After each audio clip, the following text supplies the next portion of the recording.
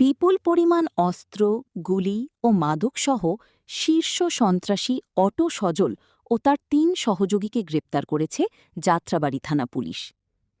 রাজধানী ওয়ারির শীর্ষ সন্ত্রাসী এবং অস্ত্র ও মাদকের গডফাদার সজল ওরফে অটো সজল সহ তার ৩ সহযোগীকে গ্রেপ্তার করেছে ঢাকা মেট্রোপলিটন পুলিশের যাত্রাবাড়ি থানা পুলিশ।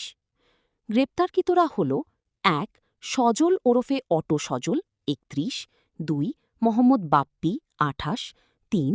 মোহাম্মদ হানিফ ৪০ ও ৪. মোসাদ শামসুন নাহার ৪৫।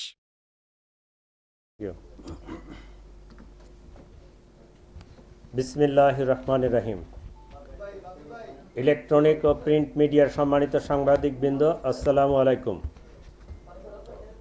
বিপুল পরিমাণ অস্ত্র, গুলি, মাদকসহ শীর্ষ সন্ত্রাসী অটো সজল ও তার ৩ সহযোগীকে গ্রেপ্তার করেছে যাত্রাবাড়ি থানা পুলিশ।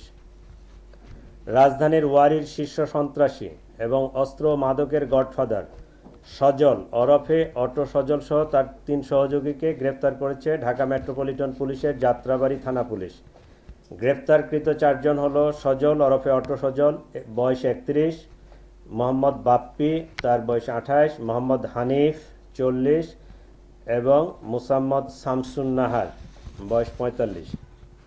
প্রিয় সাংবাদিকবৃন্দ, সোমবার ২রা মার্চ ২০২৬ মাদক উদ্ধার ও অপরাধী গ্রেপ্তারের জন্য পরিচালিত একটি বিশেষ অভিযান চলাকালীন ৩-৪ জন অজ্ঞাতনামা দুষ্কৃতিকারী মাদকদ্রব্য নিয়ন্ত্রণ অধিদপ্তরের একজন পরিদর্শককে পায়ে গুলি করে পালিয়ে যায়।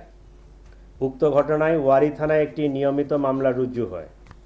মামলাটির তদন্তকালে ওয়ারী থানা পুলিশ প্রথমে ৩ জনকে গ্রেফতার এবং তাদের হেফাজত থেকে ৩টি অস্ত্র উদ্ধার করে। পরবর্তীতে গ্রেপ্তারকৃতদেরকে বিজ্ঞ আদালতে কার্যবিধির ১৬৪ ধারা মোতাবেক তারা স্বীকারোক্তিমূলক জবানবন্দি প্রদান করে।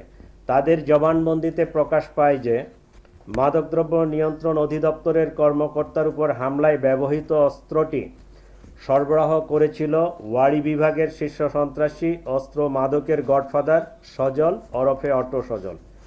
এরপর থেকে অটো সজলকে গ্রেফতারের জন্য ওয়ারী বিভাগের বিভিন্ন থানা পুলিশ ধারাবাহিকভাবে অভিযান শুরু করে। প্রিয় সাংবাদিকবৃন্দ, এরই ধারাবাহিকতায় গতকাল বৃহস্পতিবার ১৮ জুন রাত আনুমানিক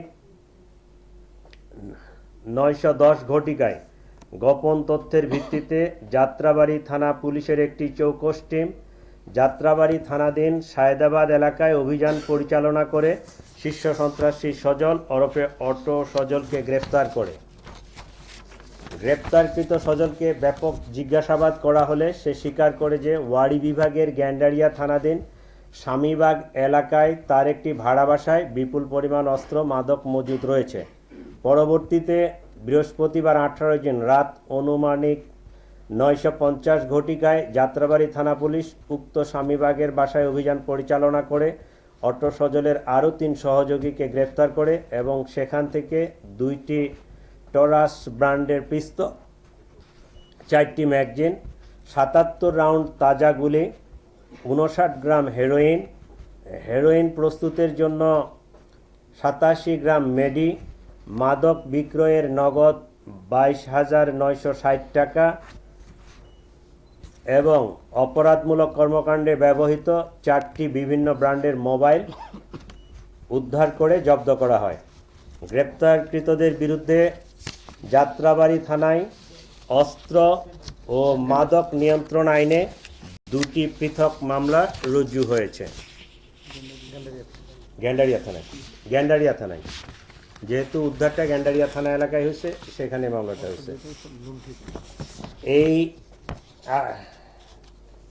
ঘটনায় ২টি টরাস, এর আগে ৩টি অস্ত্র উদ্ধার হয়েছিল। সেখানে ছিল একটি টরাস পিস্তল, একটি রিভলভার আর একটা দেশীয় লোকাল মেড অস্ত্র।